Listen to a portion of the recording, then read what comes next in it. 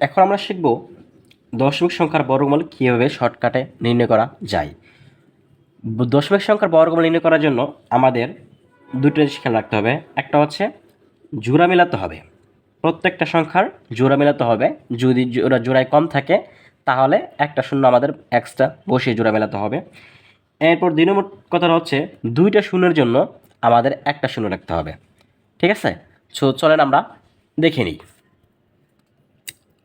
প্রথমে যে সংখ্যাটা আছে সেটা কি 0.04।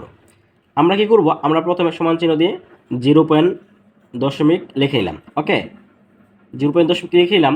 এরপর কি দেখেন তো জোড়া আছে কিনা, 0.4 জোড়া কিন্তু এখানে দেওয়া আছে। সো জোড়া যদি দেওয়া আছে, আমরা বাম পাশে শূন্য কিন্তু যেহেতু আমরা কাউন্ট করি না, সো এখানে বাম পাশে শূন্যটা আমরা কাউন্ট করবো না।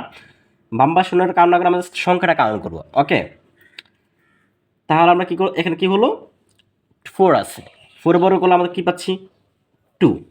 একদম সহজ, সিম্পল।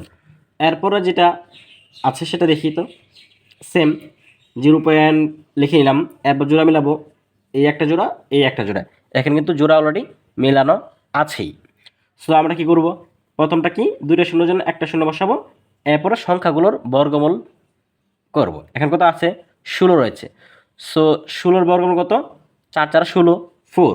এই 4টা আমরা লিখে নিলাম, একদম সিম্পল। এরপর যেটা আছে সেটা যদি দেখি 0 লিখে নিলাম। এরপরে জোড়া মেলাবো, একটা জোড়া, এখানে দেখেন একটা কিন্তু 9 আছে, এখানে কিন্তু জোড়া মেলানো নেই।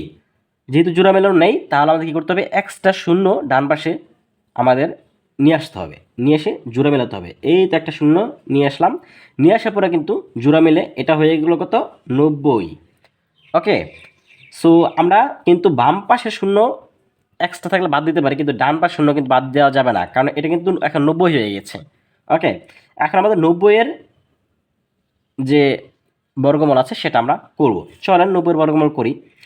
তাহলে 90-এর যদি বর্গমূল করি, 90-এর কাছাকাছি বর্গ হয় এমন সংখ্যাটা 9 9 81। তার মানে কি 9 9 81, আবার 10 10 100। 9 9 81 যেহেতু হচ্ছে, তাহলে আমাদের কিন্তু 81 90-এর কাছাকাছি একটা শব্দ, মানে কাছাকাছি একটা বর্গ সংখ্যা। সো আমরা কি করব, 9 9 81 যেহেতু 9 আমরা লিখে নিব। এরপর আমাদের কী করতে হবে, 81 90 থেকে ছোট, বা 90 কিন্তু 81 থেকে বড়। সো আমাদের কী করতে হবে, যোগ নিয়ে আসতে হবে, যেহেতু 90 বড়। এরপর আমাদের পার্থক্য লিখতে হবে, 90 আর 81 পার্থক্য কত, আমাদের 9। ওকে, এরপর এই 9-এর ডাবল নিয়ে আসতে হবে, 9-এর ডাবল কত 18।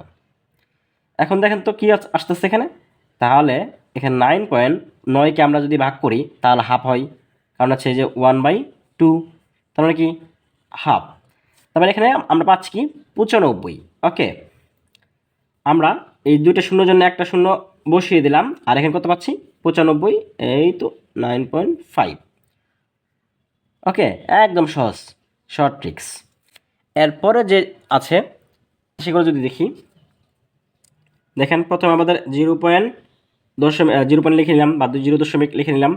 এরপর জোড়া মিলাবো, জোড়া মিলছে। এরপর একটা এক্সট্রা রয়ে গেছে, এই তো জোড়া মিলিয়ে দিলাম, তাহলে এটা 10 রয়ে গেল। এরপর আমাদের দুটো শূন্য আছে, দুটো শূন্য জন্য একটা শূন্য লিখে নিলাম। এরপর যদি দেখি, আমরা কি বলছি যে সংখ্যা যতগুলো আছে ততগুলো সংখ্যালে আমাদের বর্গ করতে হবে, ততগুলো সংখ্যালে আমাদের কি করতে হবে, বর্গ করতে হবে।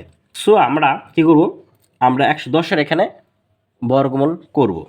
ওকে, যে সংখ্যাগুলো আছে সেই সংখ্যাগুলোর বর্গমূল করব, জোড়ায় জোড়ায় কিন্তু আমরা বর্গমূল করব না, জোড়া সংখ্যা একত্রে আমরা বর্গমূল করব।